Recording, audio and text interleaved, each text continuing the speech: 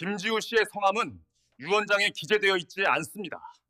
유언장 30년. 아버지가 맨손으로 일군 회사가 재계 12기업이 되기까지 걸린 시간이다. 그리고 3분. 내 세상이 무너지는데 걸린 시간이었다. 장례식장 VIP룸은 숨이 막힐 듯 조용했다. 검은 양복을 차려입은 변호사가 서류 봉투를 천천히 꺼냈다. 아버지의 유언장. 룸 안의 모든 시선이 그의 손끝에 집중됐다. 큰오빠 민주는 이미 승리자의 미소를 짓고 있었다. 장남이니까 당연히 가장 많이 받을 거라고 확신하는 표정이었다. 둘째 언니 서연은 핸드폰으로 명품백 사진을 검색하고 있었다.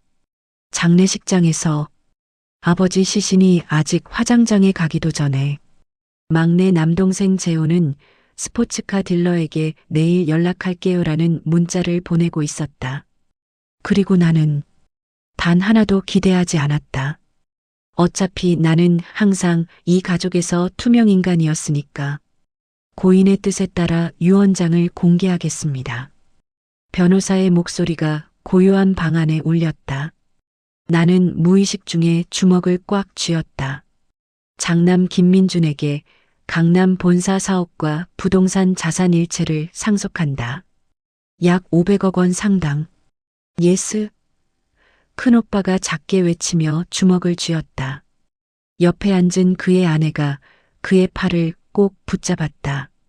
차녀 김서연에게 제주 리조트와 해외 부동산 자산 일체를 상속한다.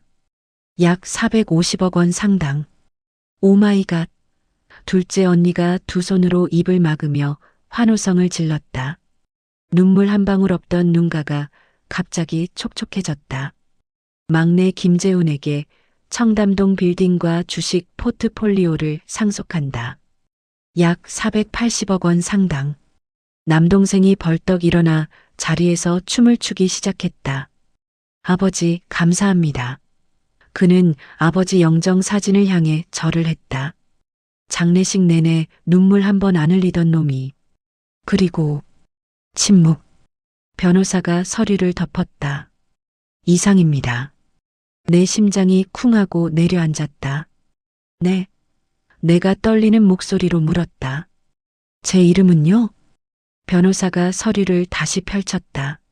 한 번, 두 번, 세 번. 그는 안경을 고쳐 쓰고 꼼꼼히 확인했다. 김지우 씨의 성함은 유언장에 기재되어 있지 않습니다. 그 순간 세상이 멈췄다. 귀가 웅웅거렸다. 주변 소리가 물속에 있는 것처럼 멀게 들렸다. 큰오빠가 어깨를 으쓱하며 말했다. 너도 알잖아, 지우야. 넌 항상 아버지 말씀 안 듣고 반항만 했잖아. 둘째 언니가 가방을 챙기며 거들었다. 회사 물려받으라는 것도 거부하고 NGO에서 일한다고 했잖아. 아버지가 얼마나 실망하셨는데. 자업자득이지 뭐. 막내 남동생은 아예 대놓고 비웃었다. 가족 모임도 안 나오고 명절에도 딱 얼굴만 비추고 가고. 당연한 거 아냐? 솔직히 나 같으면 일찍 연 끊었을 거야. 나는 아무 말도 할 수 없었다. 목이 조여왔다. 숨을 쉴 수가 없었다. 가슴에 칼이 꽂힌 것 같았다. 형제들은 서로를 축하하며 VIP룸을 나갔다. 오늘 저녁 축하 회식 가자. 샴페인 터뜨리자. 그들의 웃음소리가 복도에 울려 퍼졌다. 나는 텅 빈 방에 혼자 남았다. 아버지 영정 사진만이 나를 조용히 바라보고 있었다. 그날 밤 나는 아버지 서재에 혼자 앉아 있었다. 아버지 냄새가 아직 남아있는 가죽 소파에. 책장에는 아버지가 좋아하던 경영 서적들이 가득했다. 아빠, 내가 영정 사진을 바라보며 중얼거렸다. 저 그렇게 못난 딸이었나요? 제가 뭘 잘못한 거예요? 눈물이 주체할 수 없이 쏟아졌다. 30년을 함께 산 가족. 하지만 마지막 순간 나는 존재하지 않는 사람이 되어버렸다. 나는 NGO에서 일했다. 가난한 아이들을 돕는 일.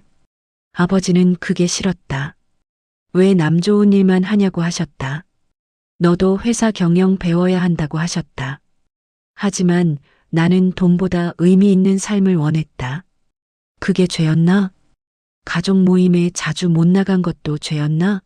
나는 아프리카에서, 동남아시아에서, 남미에서 봉사활동을 했다. 명절에 잠깐이라도 얼굴 비춘 게 어디인데.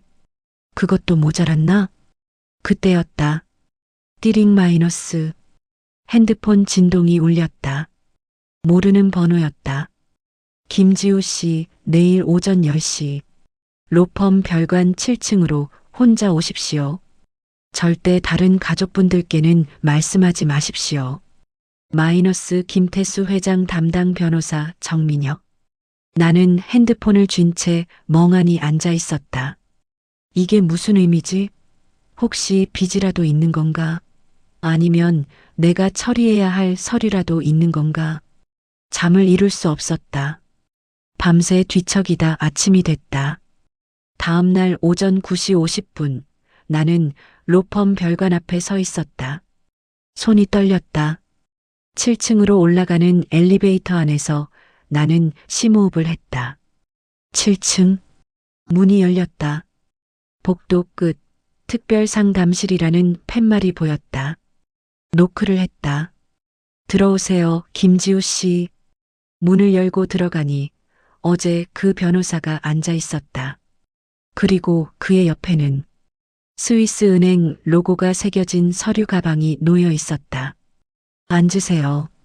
나는 떨리는 다리로 의자에 앉았다. 변호사가 입을 열었다. 김지우 씨, 어제 공개된 유언장은 전부가 아니었습니다. 네. 고인께서는 따로 비밀 유언장을 작성하셨습니다.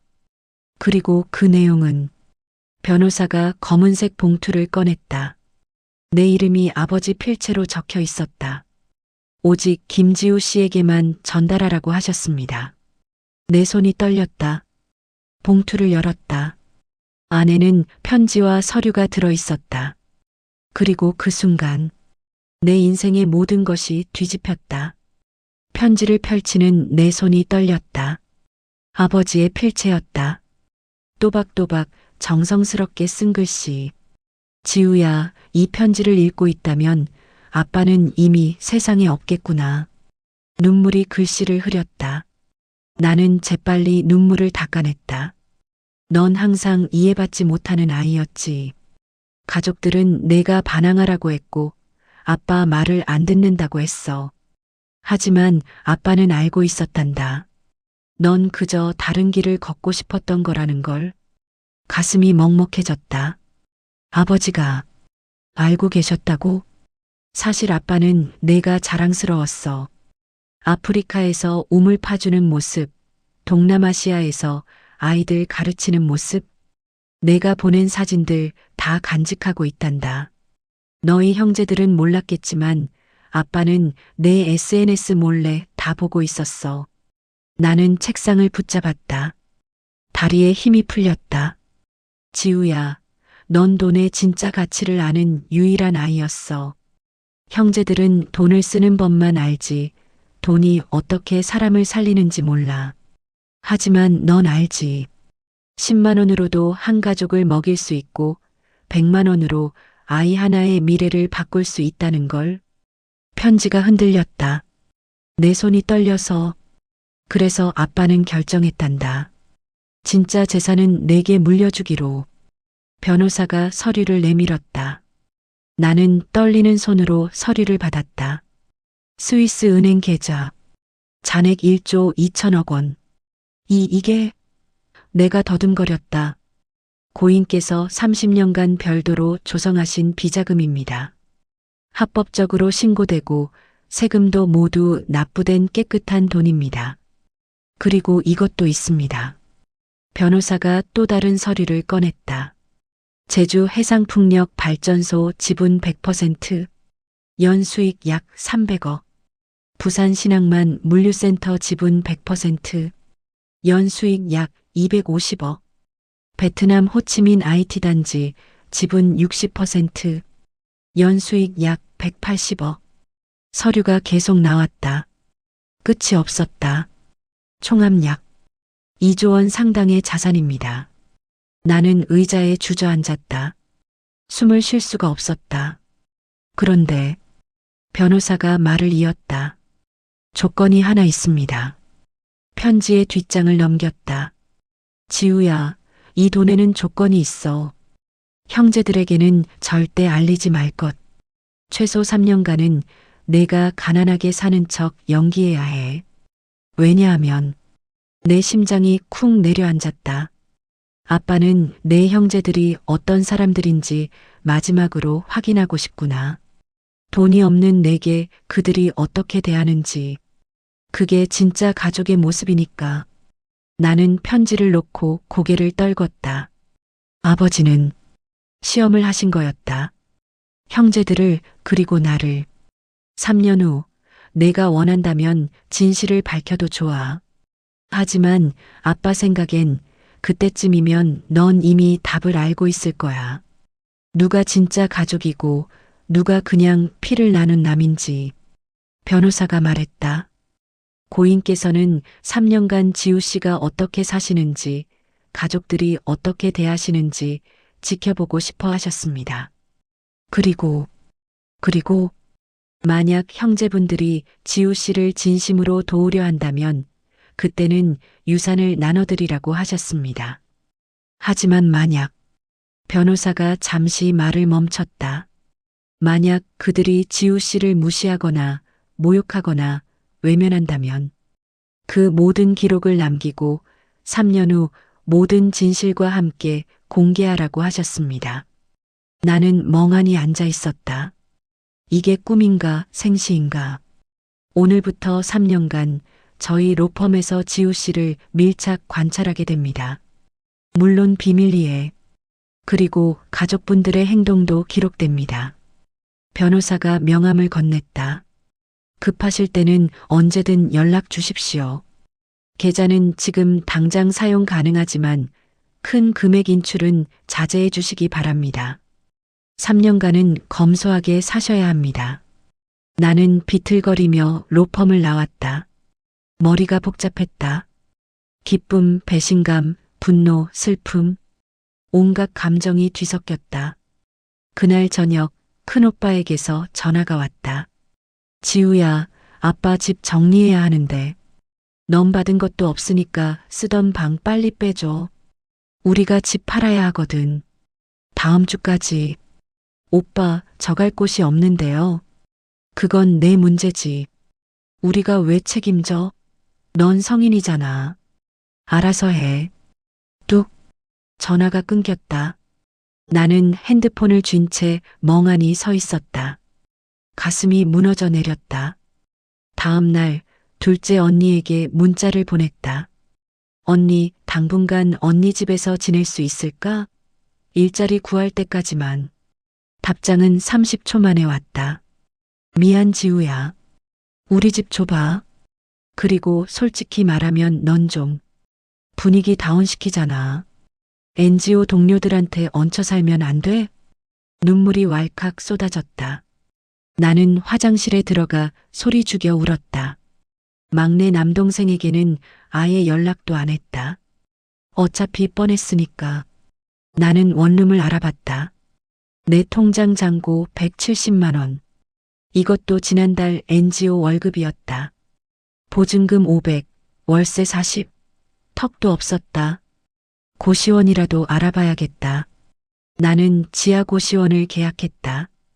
보증금 50만 원, 월세 28만 원. 1.5평. 팔을 뻗으면 벽에 닿았다. 짐을 옮기던 날 큰오빠네 가족이 아버지 집에 와 있었다. 야, 이거 명품 가방 아니야?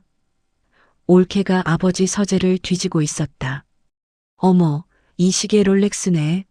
민준 오빠, 이거 갖자. 나는 아무 말 없이 내 짐만 챙겼다. 추억이 담긴 사진 몇 장, 아버지가 사주신 낡은 백팩. 그게 전부였다. 지우야. 큰오빠가 불렀다. 아빠 장례비 내목 70만 원 송금해.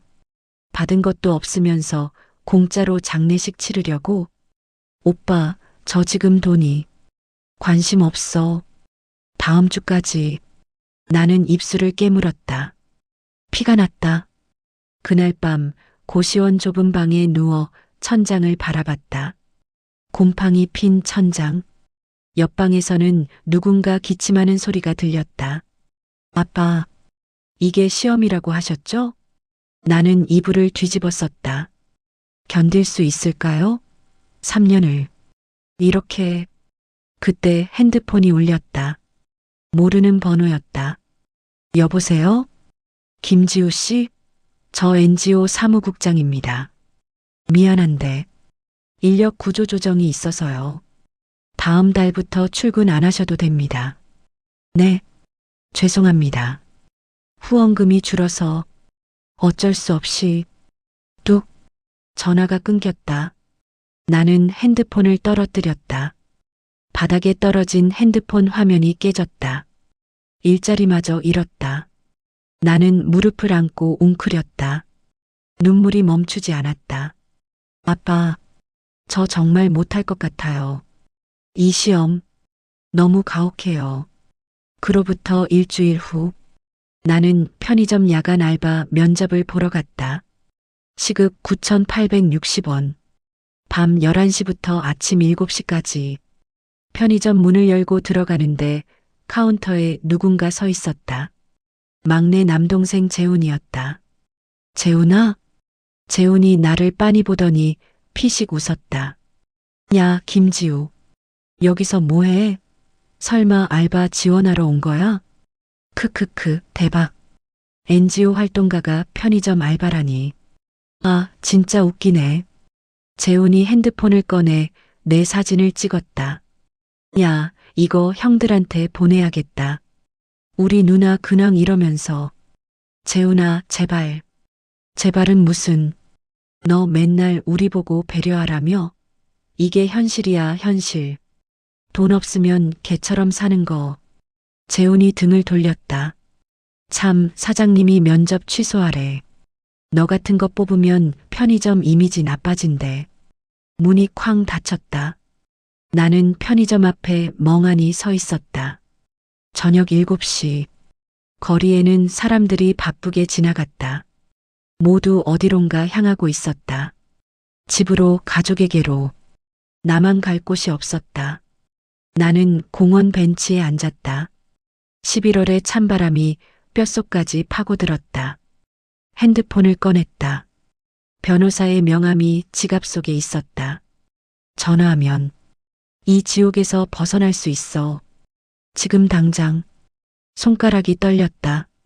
하지만 나는 전화를 걸지 않았다. 아빠가 보고 싶으셨던 게 이거겠죠.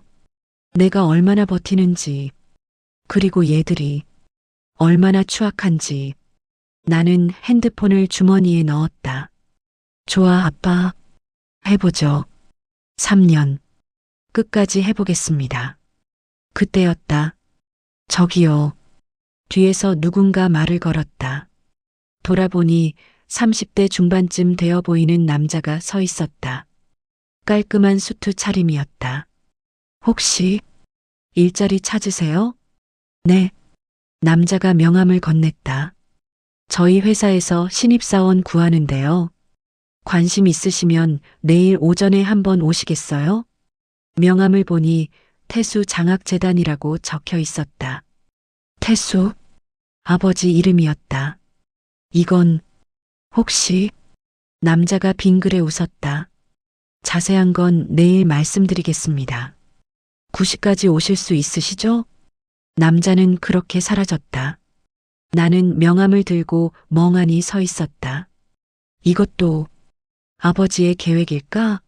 태수 장학재단 건물 앞에 섰을 때 나는 한참을 망설였다. 유리로 된 현대식 5층 건물. 깔끔했지만 화려하지는 않았다. 아버지 스타일이었다. 문을 열고 들어가니 어제 그 남자가 로비에서 기다리고 있었다. 어서 오세요, 김지우 씨.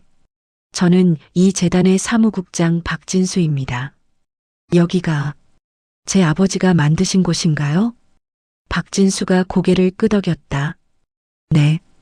고인께서 10년 전에 설립하셨습니다. 매년 100명의 학생들에게 장학금을 주고 있죠. 주로 개발도상국 학생들이요. 가슴이 뭉클했다. 아버지가 이런 일을 하고 계셨다니. 그런데 왜 저를? 고인께서 유언을 남기셨습니다. 당신이 돌아가시면 딸 지우 씨를 꼭 채용하라고요. 월급은 250만 원. 하시겠습니까? 250만 원. 고시원 월세 내고 밥 먹고 교통비 쓰면 빠듯했다. 하지만 지금의 나에게는 감사한 금액이었다. 하겠습니다. 좋습니다. 내일부터 출근하시면 됩니다. 나는 그날 처음으로 미소 지었다. 작은 희망이 생긴 것 같았다. 재단 일은 내게 딱 맞았다. 장학생들의 사연을 검토하고 선발 과정을 돕고 그들의 꿈을 응원하는 일. 내가 NGO에서 하던 일과 비슷했다. 한 달이 지났다. 첫 월급이 들어왔다. 250만 원. 나는 그 돈으로 제일 먼저 아버지 산소에 갔다. 아빠, 첫 월급 받았어요. 묘비 앞에 꽃을 놓으며 말했다. 아빠가 만든 재단에서 일해요. 아빤 진짜 제가 생각했던 것보다 훨씬 대단한 분이셨어요. 그때 뒤에서 목소리가 들렸다. 오, 여기 있었네. 돌아보니 큰오빠였다. 그런데 표정이 좋지 않았다. 야, 김지우. 장례비 70만 원 아직도 안 보냈지? 오빠, 미안해. 이번 달 월급 받아서 꼭. 이번 달, 벌써 2달 넘었어. 이자 붙여서 100만 원 보내. 이자요? 오빠, 그건 좀. 큰오빠가 비웃었다. 좀, 너 우리한테 빌린 거나 마찬가지잖아. 당연히 이자 내야지. 안 그래? 뒤에서 둘째 언니도 나타났다. 맞아.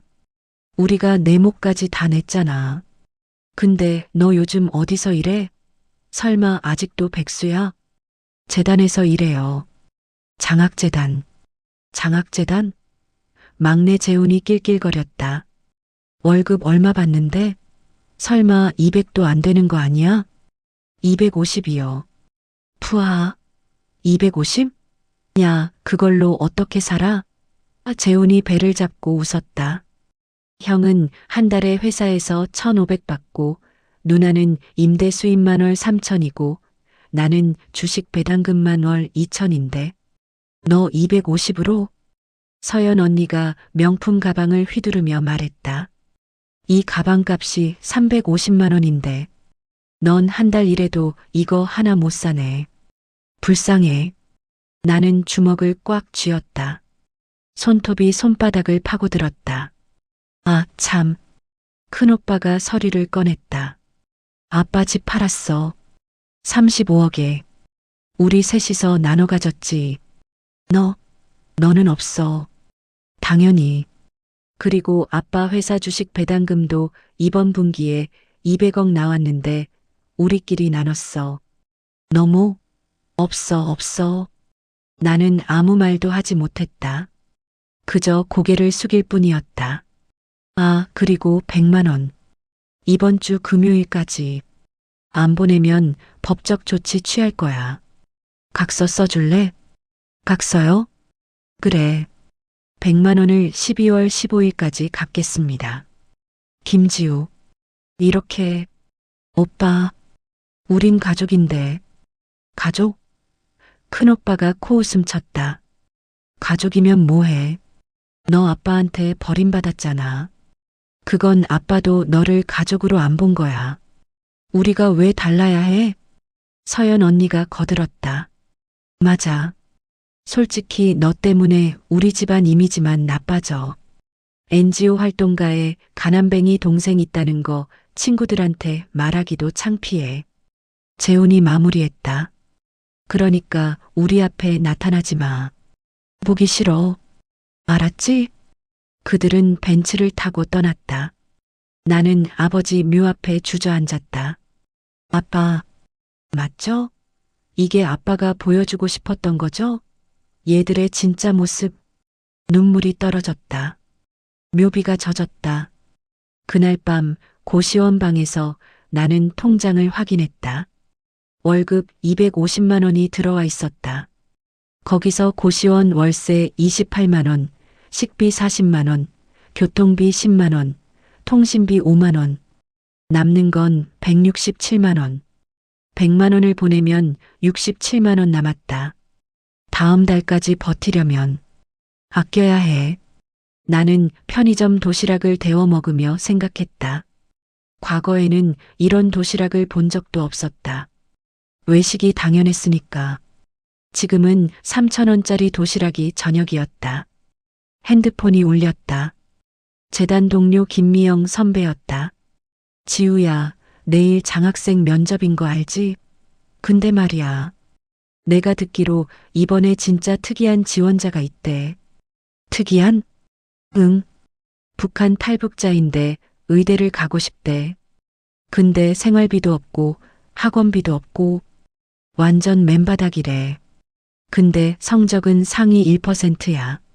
가슴이 뛰었다. 그런 학생이라면 당연히 뽑아야죠. 그치? 근데 이 사진들이 좀 부담스러워 하시는 것 같아. 탈북자라서. 너도 알잖아. 편견이 있는 사람들. 내일 제가 강력하게 어필해 볼게요. 다음날 면접장. 박철민이라는 23세 청년이 들어왔다. 낡은 점퍼에 해진 청바지. 하지만 눈빛만큼은 또렷했다. 지원 동기를 말해주세요. 이사 중 한 명이 물었다. 저는 북한에서 어머니가 병으로 돌아가시는 걸 봤습니다. 철민의 목소리가 떨렸다. 약이 없어서요. 그냥 그렇게 의사라는 사람이 왔지만 아무것도 못하고 그냥 갔습니다. 그래서 의사가 되고 싶다? 네. 가난해서 죽는 사람이 없는 세상을 만들고 싶습니다. 제가 무료 진료소를 열겠습니다. 이사들이 서로 눈치를 봤다. 근데 탈북자 신분으로 의대 가는 게 쉽지 않을 텐데. 해보겠습니다.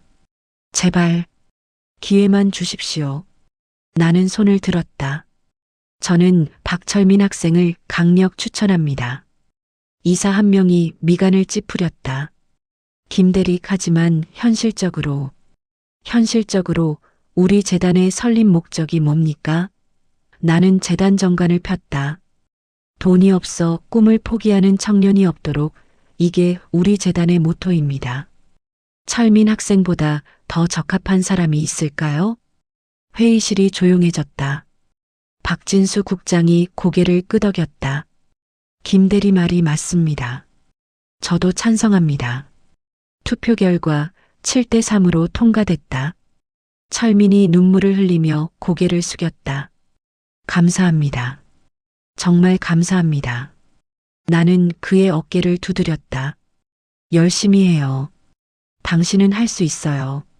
그날 저녁 집에 가는 길에 대형마트 앞을 지나갔다. 그런데 익숙한 목소리가 들렸다. 야, 이거 싸네. 와인 한 박스 사자. 둘째 언니 서연이었다. 옆에는 친구들이 있었다. 언니, 요즘 돈 많이 벌어?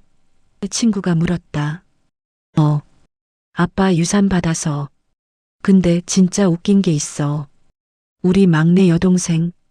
나는 진열대 뒤에 몸을 숨겼다. 걔 완전 거지야, 거지. 월급 250 받는데. 상상이 돼?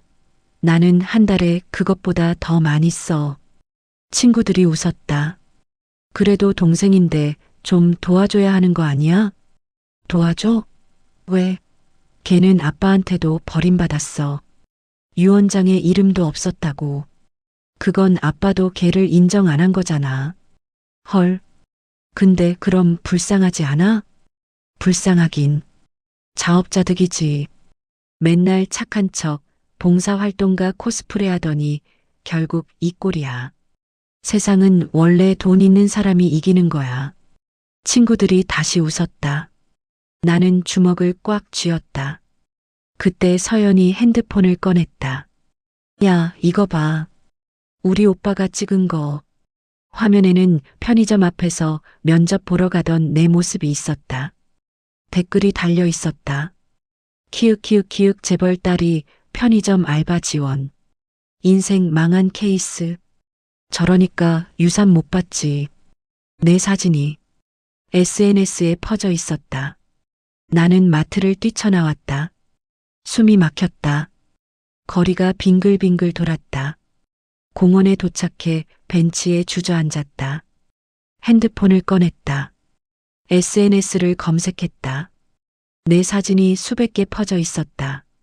조회수 10만, 댓글 2,000개. 완전 루전의 키읔키읔.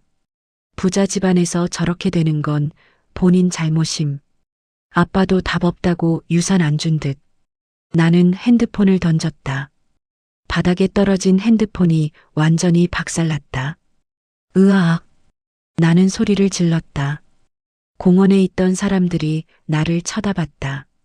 하지만 상관없었다. 변호사 명함을 꺼냈다. 손이 떨렸다. 전화하면 끝나. 지금 당장 이 지옥에서 벗어날 수 있어. 하지만 손가락이 움직이지 않았다. 그때 누군가 내 옆에 앉았다. 힘드시죠? 돌아보니 박철민이었다. 오늘 면접 본 탈북 청년. 오늘 감사했습니다. 대리님이 아니었으면 저 떨어졌을 거예요. 별 말씀을요. 철민이 편의점 봉지를 내밀었다. 제가 드릴 건 이것밖에 없어서요. 삼각김밥인데.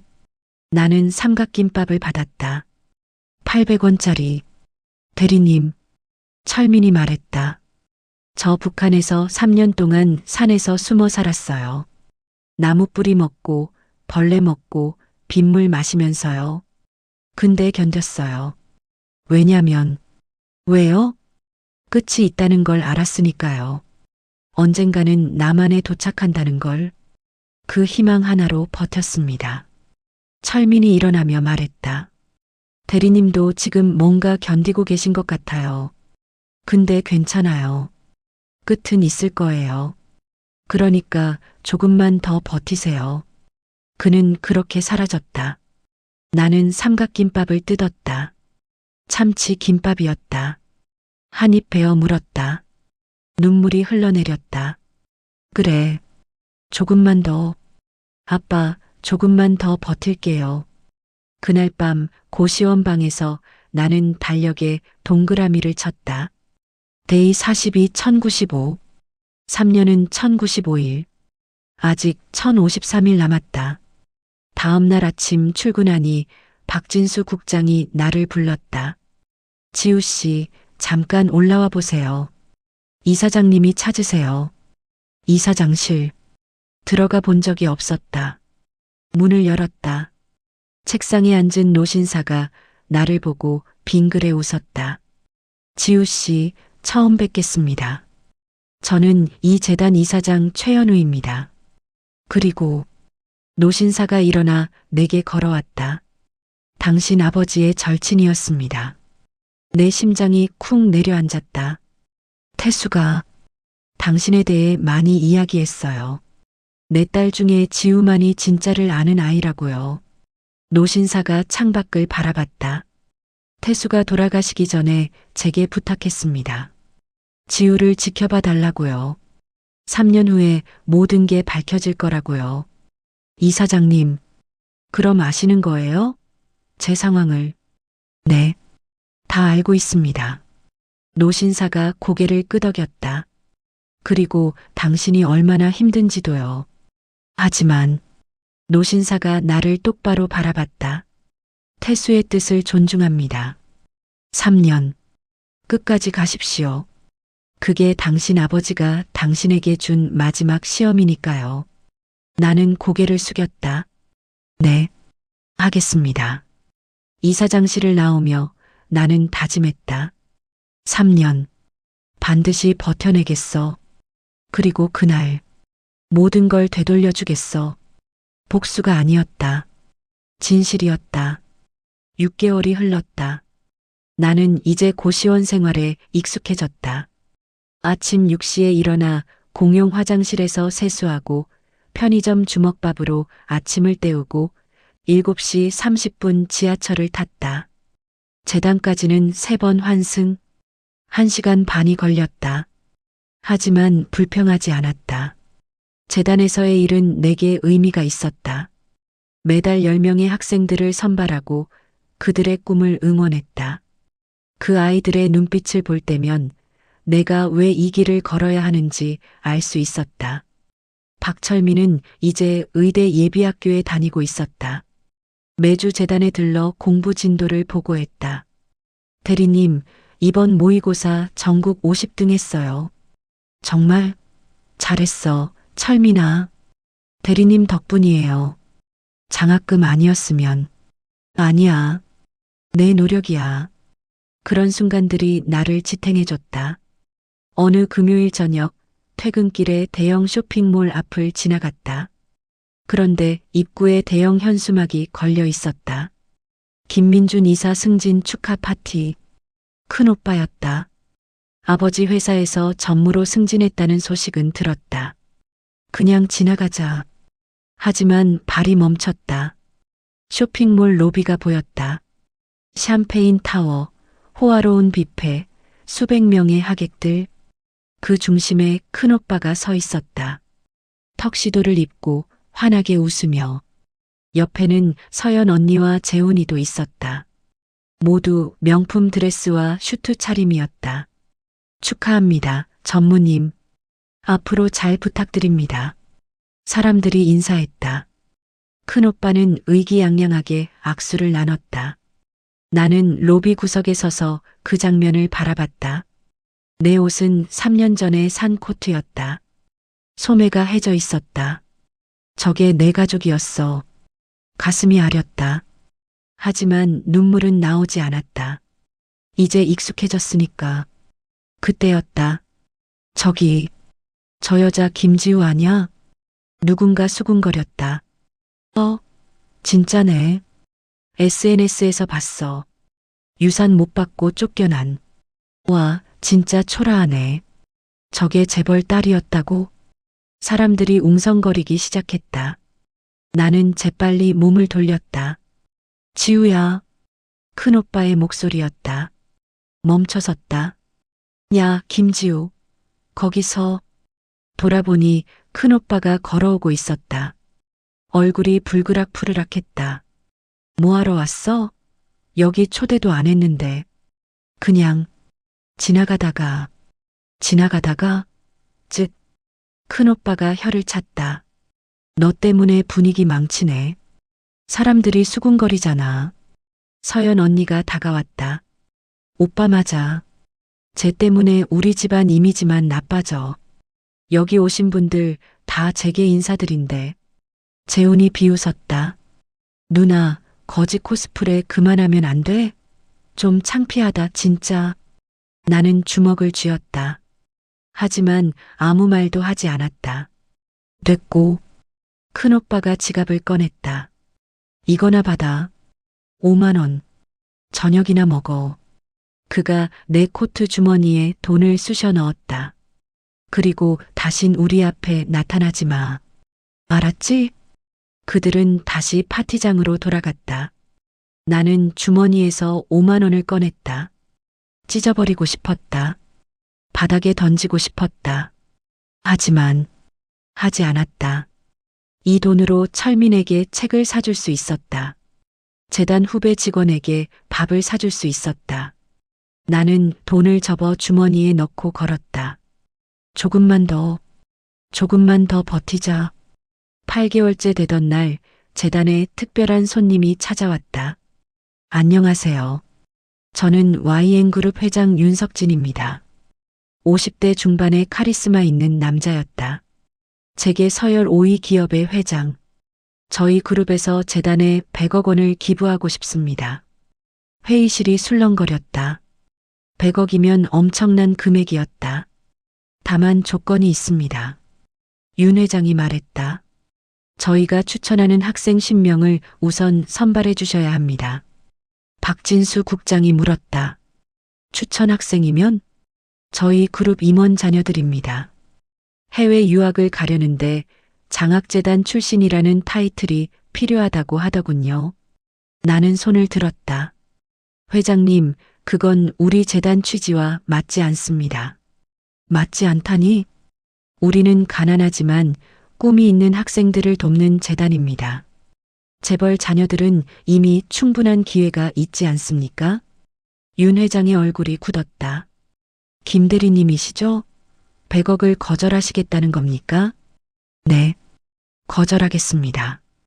회의실이 조용해졌다. 다른 직원들이 나를 놀란 눈으로 바라봤다. 최연우 이사장이 입을 열었다.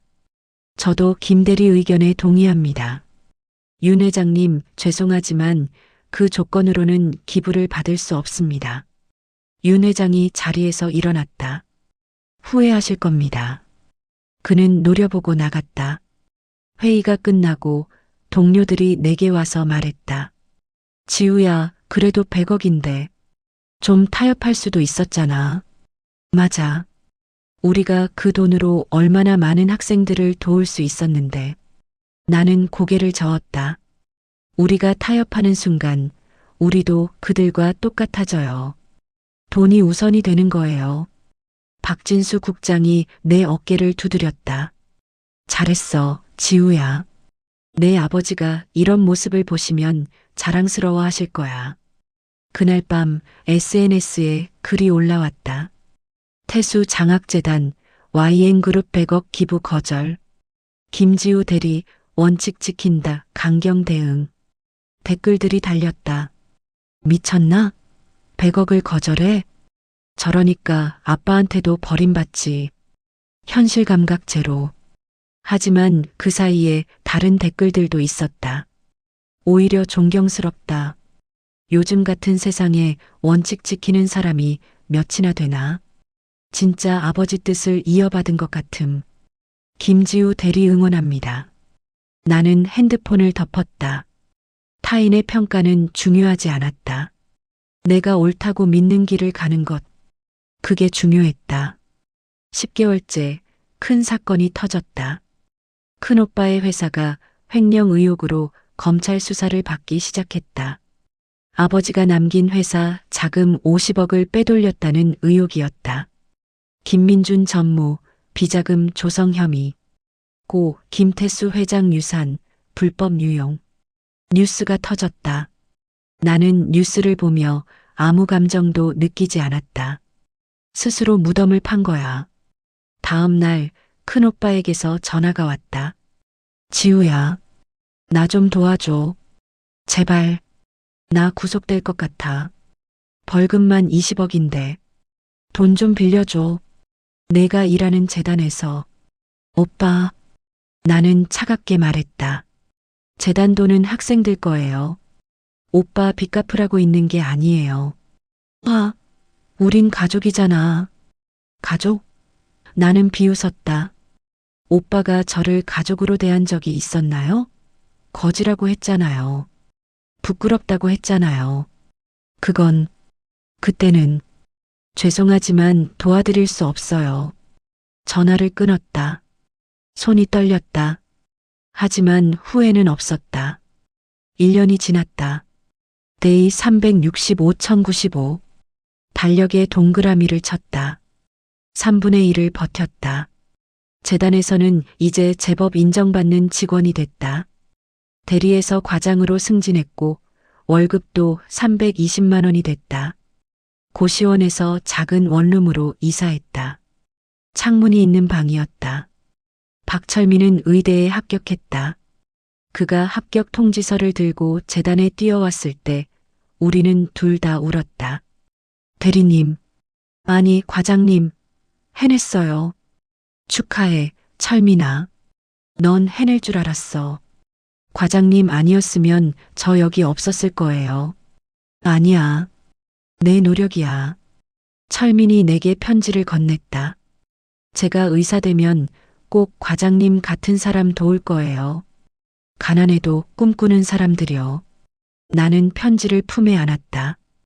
이런 순간들이 나를 지탱해줬다. 그러던 어느 날 서연 언니에게서 연락이 왔다. 지우야, 우리 만날 수 있을까? 카페에서 만난 서연 언니는 많이 초췌해져 있었다. 명품 가방도 화려한 화장도 없었다. 무슨 일이에요, 언니? 나 이혼했어. 네. 남편이 바람 피웠어. 내가 돈이 많으니까 결혼한 거였대. 재산 분할로 반 날아갔어. 서연 언니가 울먹였다. 그리고 제주 리조트도 적자야. 매달 2억씩 손해보고 있어. 아빠가 남긴 돈 반 이상 날렸어. 나는 아무 말도 하지 않았다. 지우야. 언니가 내 손을 잡았다. 나 좀 도와줘. 언니 좀 살려줘. 저한테 뭘 도와달라는 거예요? 돈 좀 빌려줘. 1억만. 제발. 나는 조용히 손을 뺐다. 언니, 저 월급 320만 원이에요. 1억이 어디 있어요? 그래도 재단에서 안 돼요. 나는 단호하게 말했다. 그리고 언니 예전에 제가 도움 청했을 때 뭐라고 하셨죠? 내 문제는 내가 알아서 해 그러셨잖아요. 서연 언니의 얼굴이 일그러졌다. 너 복수하는 거야? 복수요? 나는 고개를 저었다. 아니에요. 그냥 언니가 저한테 했던 대로 하는 거예요. 나는 자리에서 일어났다. 언니 스스로 해결하세요. 저도 그렇게 했으니까요. 카페를 나오며 나는 깊은 숨을 쉬었다. 가슴이 후련했다. 1년 6개월째 막내 재훈에게서 연락이 왔다. 누나, 나 큰일 났어. 무슨 일인데? 주식 투자 망했어. 20억 날렸어. 빚이 15억이야. 누나, 제발 도와줘. 나 죽고 싶어. 나는 전화를 들고 오래 생각했다. 그리고 말했다. 재훈아, 내가 돈은 없어. 하지만 다른 걸 줄게. 뭐? 조언. 지금부터 작은 일이라도 시작해. 편의점 알바든 배달이든 맨바닥부터 다시 시작해. 나도 그렇게 했어. 누나가 뭘 알아? 나는 너희들이 나한테 했던 거 다 겪었어. 나는 차분하게 말했다. 고시원 살았고 편의점 도시락 먹었고 명품 대신 헌 옷 입었어. 근데 살아남았어. 넌 할 수 있어, 재훈아. 단지 지금까지 안 해봤을 뿐이야. 전화를 끊고 나는 창밖을 바라봤다. 아빠, 저 잘하고 있는 거죠? 2년이 지났다. 데이 730 1095. 이제 1년만 남았다. 최연우 이사장이 나를 불렀다. 지우 씨, 2년간 고생 많았어요. 괜찮습니다. 당신 아버지가 보고 계실 거예요. 자랑스러워 하실 겁니다. 이사장이 서류를 꺼냈다. 이건 당신 아버지가 남긴 기록입니다. 2년간의 기록이요. 서류를 펼쳤다. 거기에는 형제들의 행적이 상세히 적혀 있었다. 큰오빠 민준 횡령, 탈세, 불법 자금 유용. 둘째 언니 서연 사치, 낭비, 이혼. 막내 재훈 도박성 투자, 빚. 그리고 나. 김지우 성실, 원칙, 헌신, 나눔. 당신만이 시험을 통과했어요. 지우 씨. 나는 눈물을 흘렸다. 2년 만에 처음 흘리는 기쁨의 눈물이었다. 1년만 더 버티세요. 그리고 이사장이 미소 지었다. 모든 진실이 밝혀질 겁니다. 나는 고개를 끄덕였다. 1년. 마지막 1년을 버티겠습니다, 아빠. 그날 밤 작은 원룸에서 나는 아버지 사진을 꺼내봤다. 아빠, 보고 있죠? 전 흔들리지 않았어요. 얘들이 뭐라 하든 어떻게 대하든 전 제 길을 걸었어요. 사진 속 아버지가 미소 짓는 것 같았다. 나는 달력의 마지막 365일을 바라봤다. 마지막 1년. 그리고 진실의 순간. 폭풍 전야는 고요했다. 하지만 나는 알고 있었다. 1년 후 모든 것이 뒤집힐 거라는 것을. 그날을 위해 나는 오늘도 흔들리지 않고 걸어갔다. 2년 6개월째. 겨울이 왔다. 아버지가 돌아가신 지 꼭 2년 반이 지난 12월이었다. 재단 사무실 창밖으로 눈이 내렸다. 나는 따뜻한 커피를 손에 들고 창밖을 바라봤다. 2년 전 이맘때 나는 VIP룸에서 존재하지 않는 사람이 됐었다. 과장님, 박철민이 들어왔다. 이제 의대 2학년이 된 그는 훨씬 당당해져 있었다. 이번 학기 성적표예요.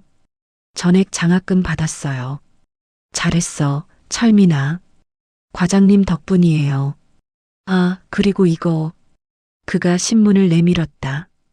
과장님 나왔어요. 신문 사회면에 내 인터뷰 기사가 실려 있었다. 태수 장학재단 김지우 과장. 2년간 300명의 꿈 키워. 돈이 아닌 사람이 먼저 원칙 지킨 청년 활동가. 사진도 있었다. 재단 앞에서 학생들과 함께 웃고 있는 내 모습. 좋은 기사네요. 박진수 국장이 들어오며 말했다. 지우 씨, 이제 제법 유명인이 됐어요. 부끄럽네요. 부끄러울 거 없어요. 당신이 한 일들 다 가치 있는 거예요. 그때 내 핸드폰이 울렸다. 변호사 정민혁이었다. 김지우 씨, 잠깐 통화 가능하신가요? 네, 말씀하세요. 6개월 남았습니다. 준비되셨나요? 내 심장이 두근거렸다. 네, 준비됐습니다. 좋습니다. 그때 뵙겠습니다. 전화를 끊고 나는 창밖을 다시 바라봤다. 눈이 점점 더 많이 내렸다. 6개월. 이제 정말 얼마 안 남았어. 3월이 됐다. 데이 900-1095. 이제 195일 남았다. 나는 매일 아침 달력을 보며 숫자를 확인했다. 끝이 보이기 시작했다.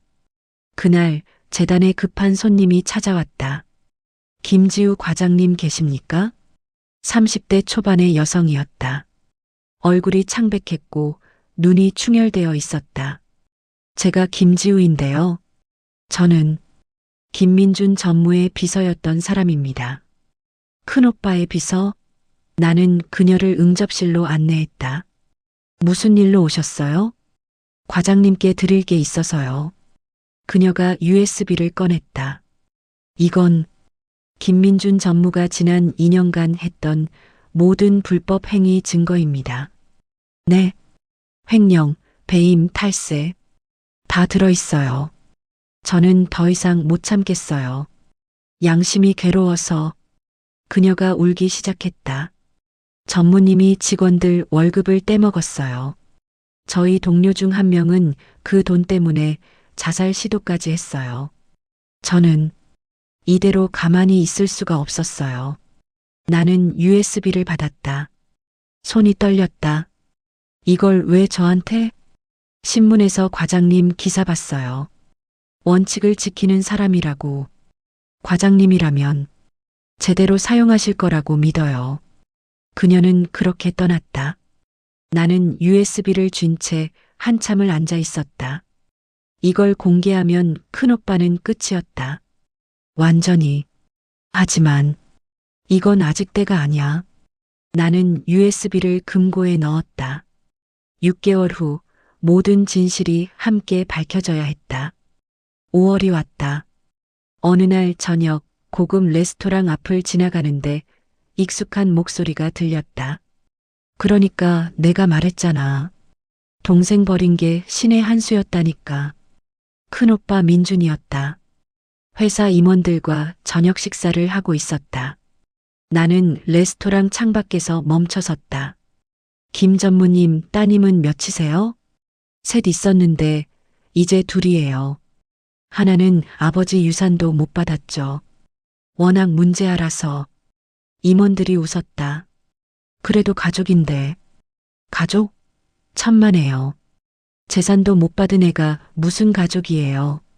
전 그 애 모릅니다. 나는 주먹을 꽉 쥐었다. 하지만 발걸음을 옮겼다. 화를 낼 필요도 없었다.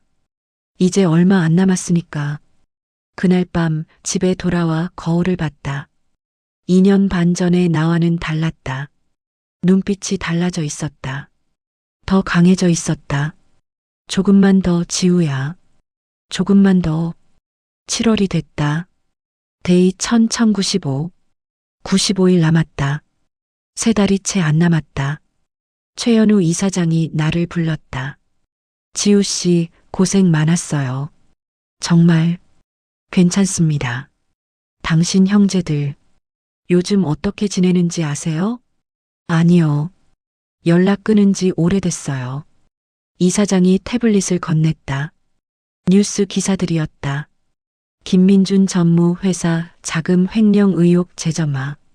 김서연 씨 사업 실패로 파산 위기. 김재훈 씨 불법 대부업체 빚 20억. 형제들이 모두 무너지고 있었다. 스스로 판 무덤이에요. 이사장이 말했다. 쉽게 얻은 돈은 쉽게 사라지는 법이죠. 하지만 당신은 달라요. 당신은 천천히 확실하게 쌓아 올렸어요. 그게 진짜 부입니다. 이사장이 일어나 창밖을 바라봤다. 3개월 후 모든 진실이 밝혀질 겁니다. 준비하세요. 네. 그리고 지우 씨, 이사장이 돌아보며 말했다. 당신 아버지는 정말 훌륭한 분이셨어요. 이 모든 걸 계획하실 만큼. 나는 고개를 끄덕였다. 9월이 됐다. 어느 토요일 아버지 묘소에 갔다. 벌초를 하러. 묘비 앞에 무릎을 꿇고 앉아 잡초를 뽑는데 뒤에서 목소리가 들렸다. 지우야. 돌아보니 막내 재훈이었다. 믿을 수 없을 만큼 초췌해져 있었다.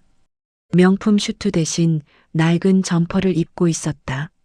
재훈아, 누나 나 망했어. 완전히. 그가 주저앉았다. 빚 때문에 집도 날아갔어. 지금 친구 집 신세 지고 있어. 누나, 어떻게 해야 돼? 나는 그를 바라봤다. 예전 같으면 무시했을 것이다. 하지만 지금은 달랐다. 재훈아, 일어나. 뭐? 일어나서 다시 시작해. 나처럼. 나처럼은 무슨. 나도 고시원 살았어. 편의점 도시락 먹었어. 지하철 3번 갈아타면서 출근했어. 근데 살아남았어. 재훈이 눈물을 흘렸다. 누나, 미안해. 진짜 미안해. 내가 누나한테 정말 못되게 굴었어. 알아. 용서해줘. 제발. 나는 한참을 그를 바라봤다.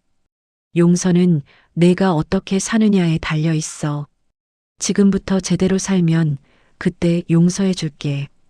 고마워, 누나. 재훈이 떠나고 나는 다시 묘비를 바라봤다. 아빠, 얘도 변할 수 있을까요? 바람이 불었다. 아버지의 대답 같았다. 10월 말. 데이 1070, 1095. 25일 남았다. 변호사 정민혁에게서 연락이 왔다. 김지우 씨, 11월 15일 오전 10시. 장소는 그랜드 호텔 컨벤션 홀입니다. 모든 가족과 언론이 참석할 예정입니다. 알겠습니다. 긴장되시죠? 아니요. 나는 차분했다. 오히려 기다려졌어요. 좋은 마음가짐입니다. 그날 뵙겠습니다. 전화를 끊고 나는 달력을 봤다. 11월 15일에 빨간 동그라미를 쳤다. D-Day. 11월 1일. 재단에서 작은 파티가 열렸다. 내 승진 축하 파티였다. 김지우 차장 승진을 축하합니다. 직원들이 박수쳤다. 나는 과장에서 차장이 됐다. 월급도 450만 원으로 올랐다. 박철민이 케이크를 들고 왔다. 차장님, 축하드려요. 고마워, 철민아.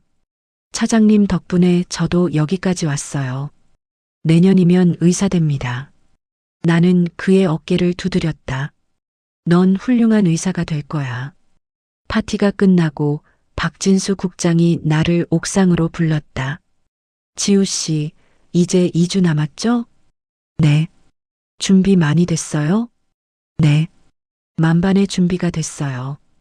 국장이 미소 지었다. 당신은 정말 대단해요. 3년을 버텼어요. 흔들리지 않고 국장님 덕분이에요. 다들 덕분이고요. 아니에요. 당신 자신의 힘이에요. 우리는 서울 야경을 바라봤다. 불빛들이 반짝였다. 2주 후면 국장이 말했다. 세상이 뒤집힐 거예요. 네. 나는 고개를 끄덕였다. 그리고 진실이 승리할 거예요. 11월 14일 밤. 내일이 바로 그날이었다. 나는 고시원에서 원룸으로, 원룸에서 투룸으로 이사한 집에 앉아 있었다. 작지만 아늑한 공간이었다. 내가 번 돈으로 마련한 곳이었다. 옷장을 열었다. 3년 전 아버지 장례식 때 입었던 검은 정장이 걸려 있었다. 나는 그 정장을 꺼내 입어봤다. 여전히 잘 맞았다. 거울을 봤다. 3년 전의 내가 아니었다. 눈빛이 달랐다. 표정이 달랐다. 자세가 달랐다. 준비됐어, 지우야. 나는 스스로에게 말했다. 서랍에서 아버지 편지를 꺼냈다. 3년 전 받았던 그 편지. 마지막 장을 펼쳤다. 지우야, 3년이 지났구나. 축하한다. 넌 해냈어. 이제 세상에 진실을 보여줄 시간이야. 당당하게, 떳떳하게. 넌 이길 자격이 있어. 사랑한다, 내 딸. 눈물이 떨어졌다. 하지만 슬픈 눈물이 아니었다. 기쁨의 눈물이었다. 아빠, 봐주세요. 내일 제가 어떻게 하는지. 나는 편지를 가슴에 안았다. 그날 밤 나는 깊이 잠들었다. 3년 만에 처음으로 악몽 없이 11월 15일 아침 알람이 울렸다. 오전 6시 일어나 샤워를 하고 정장을 입었다. 거울을 다시 봤다. 자, 이제 시작이야. 현관을 나서는데 핸드폰이 울렸다. 박철민이었다. 차장님, 오늘이죠? 파이팅 하세요. 저도 응원할게요. 고마워, 철민아. 또 전화가 왔다. 국장이었다. 지우 씨, 우리 모두 당신 편이에요. 힘내세요. 감사합니다. 또 전화. 이번엔 최연우 이사장이었다. 지우 씨, 당신 아버지가 자랑스러워 하실 거예요. 오늘 세상의 진실을 보여주세요. 네, 그러겠습니다. 나는 지하철을 타지 않았다. 택시를 탔다. 오늘만큼은 그랜드 호텔로 가는 길 나는 창밖을 바라봤다. 서울거리가 지나갔다. 3년이라는 시간. 1095일. 그 모든 날들이 오늘을 위한 거였어. 호텔에 도착했다. 오전 9시 50분. 컨벤션홀 앞에는 이미 사람들이 모여 있었다. 기자들, 카메라들, 그리고 큰오빠 민준, 둘째 언니 서연, 막내 재훈. 그들도 와 있었다. 나를 본 민준의 얼굴이 굳었다. 지우야? 너 왜 여기? 나는 미소 지었다. 오빠, 오랜만이에요. 그리고 컨벤션 홀 문이 열렸다. 변호사 정민혁이 서 있었다. 여러분, 들어오시죠. 이제 시작하겠습니다. 나는 당당하게 걸어 들어갔다. 폭풍이 시작될 시간이었다. 3년간의 침묵이 끝나고 진실이 말할 시간이었다. 컨벤션 홀은 숨이 막힐 듯 조용했다. 대형 스크린 앞에 단상이 마련되어 있었고 약 200석의 의자가 빼곡히 채워져 있었다. 기자들, 재계 인사들, 그리고 호기심 가득한 사람들. 나는 앞줄에 앉았다. 바로 옆에는 큰오빠 민준, 서연 언니, 재훈이 앉아 있었다. 지우야. 민준이 속삭였다. 도대체 여기 무슨 일로 온 거야? 너 초대받았어? 나는 대답하지 않았다. 그저 미소만 지었다. 변호사 정민혁이 단상에 올랐다. 여러분, 오늘 이 자리에 와주셔서 감사합니다. 3년 전 김태수 회장님이 돌아가셨습니다. 그리고 유언장이 공개됐죠. 스크린에 3년 전 유언장이 떴다.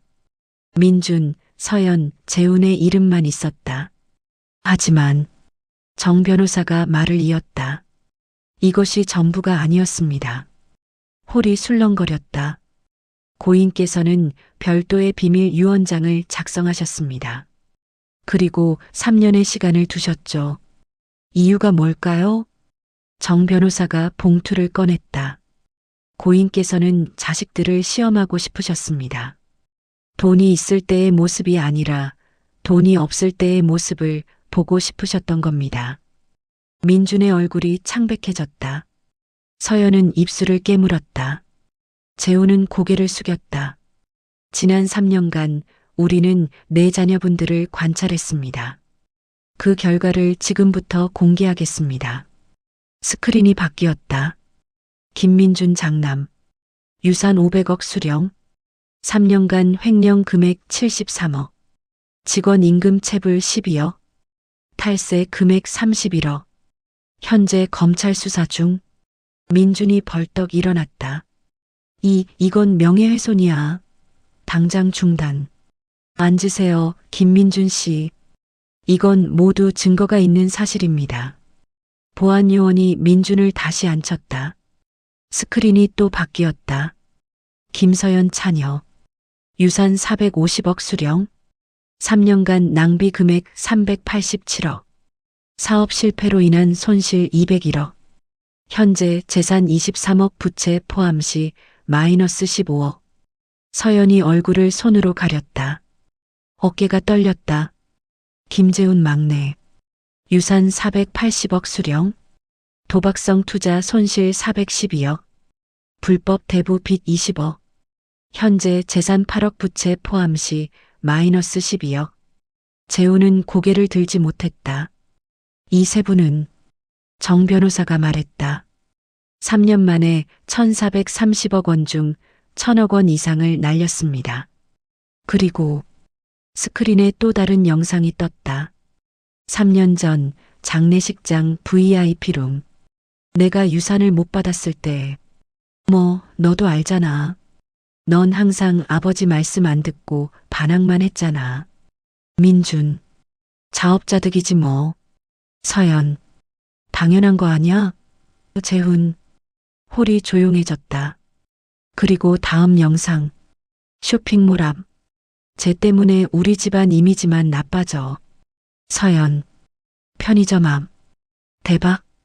NGO 활동가가 편의점 알바라니. 재훈. 아버지 묘소. 각서 써줄래? 100만 원. 민준. 모든 순간들이 기록되어 있었다.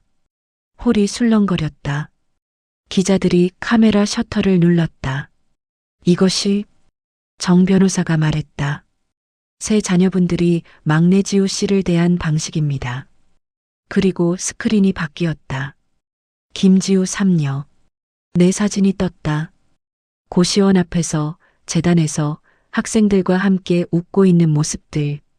김지우 씨는 유산을 한 푼도 받지 못했습니다. 하지만 3년간 근무 태수 장학재단, 직급 변화 사원 대리 과장 차장, 월급 250만 원 450만 원, 거주지 고시원 원룸 투룸, 지원한 장학생 수 327명, 재단 기부 제한 거절 건수 1건 100억, 원칙 위배. 김지우 씨는 정 변호사의 목소리가 떨렸다. 돈 한 푼 없이 스스로 일어섰습니다. 그리고 다른 사람들을 도왔습니다. 스크린에 또 다른 영상이 떴다. 박철민 면접 장면. 저는 박철민 학생을 강력 추천합니다. 윤석진 회장 거절 장면. 거절하겠습니다. 우리 재단 취지와 맞지 않습니다. 재훈을 격려하는 장면. 넌 할 수 있어. 단지 지금까지 안 해봤을 뿐이야. 홀 전체가 숙연해졌다. 그리고 이제 정 변호사가 마지막 봉투를 열었다. 고인께서 진짜 남기신 유언을 공개하겠습니다.